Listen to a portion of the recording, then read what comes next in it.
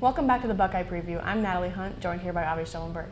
Last week, the Buckeyes put out a 34-10 win against Purdue in West Lafayette. Jeremiah Smith had a season-high 10 catches for 137 yards and a score. It was his 25th scoring reception of his career, tying him with Santonio Holmes for 6th on the Buckeye all-time list. Sayan completed 27 of 33 passes for 303 yards and a touchdown.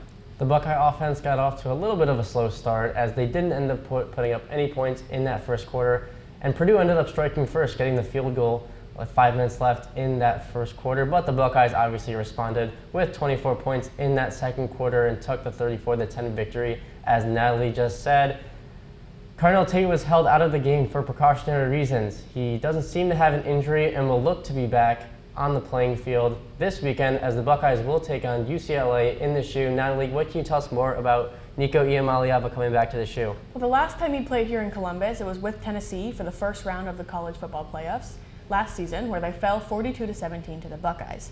This season, UCLA has had a rough start, dropping their first 4 games. They came back after firing their coach with 3 wins over Penn State, Michigan, and Maryland, but the Bruins are now on a 2-game losing streak. With that, what should the Buckeyes be careful about going into this game?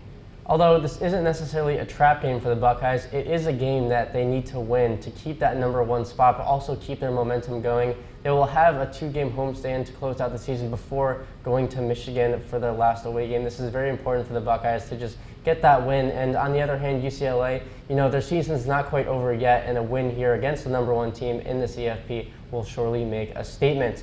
Thank you very much for tuning in to the Buckeye Preview. The Buckeyes will take on UCLA at 7:30, a night game. Finally, Natalie, we've been waiting for another night game, Big Ten game for the Buckeyes. Thank you very much for tuning in to the Buckeye Preview, and we'll see you next week.